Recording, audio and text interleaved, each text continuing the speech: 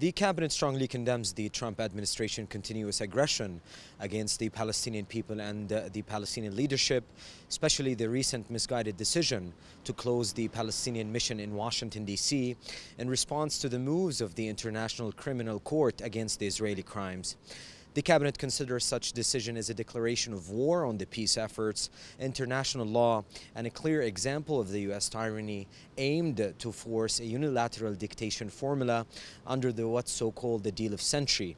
rather than supporting peace building that is based on mutual respect, justice, and accountability supported by the international law and United Nations resolutions. Therefore, the cabinet stresses that it's time for the international community to adapt President Abbas' initiative to establish a multilateral mechanism under the umbrella of the United Nations to oversee the negotiations between the Palestinians and the Israelis based on international law and United Nations resolutions protecting the Palestinian rights. On the same note, the cabinet strongly condemns the U.S. aid cut to the East Jerusalem Hospitals network, which serves thousands of Palestinian citizens from the West Bank, East Jerusalem, and the Gaza Strip.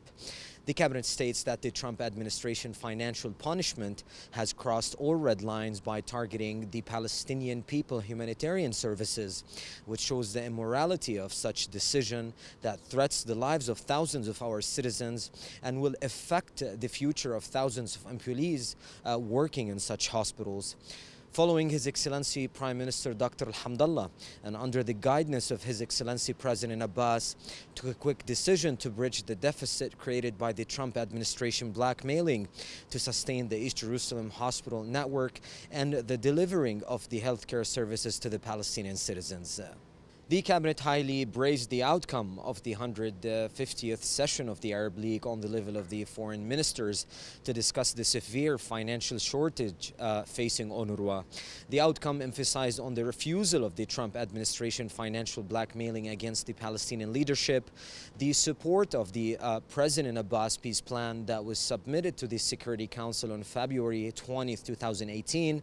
and the international collective responsibility to protect and provide the agency with financial, moral, and political support to ensure fulfilling its mandate towards 5 million Palestinian refugees. On the same note, the cabinet expresses its sincere gratitude to the donors countries who stepped up morally and increased their financial support to UNRWA, assuring the opening of the new school year at UNRWA's school, which served more than 500,000 Palestinian children. In addition, the cabinet called upon the international community to take its responsibility towards supporting UNRWA's budget during such difficult times and help the agency overcome its financial crisis as soon as possible. Finally, the cabinet condemns the decision of the Israeli so-called Supreme Court, backed by the Israeli right-wing government, to support an international crime by forcibly displacing and transferring 180 Palestinian citizens of Al-Khan al-Ahmar east of occupied Jerusalem. This plan comes to pursue the so-called E1 colonial project, which aimed to killing any hopes of a future Palestinian state. The cabinet sends a clear message stating that the international community must come out of its ineffective condemnation shell and intervene immediately to defend its human and legal system and hold Israel under the microscope of accountability and force it to stop its crimes against humanity.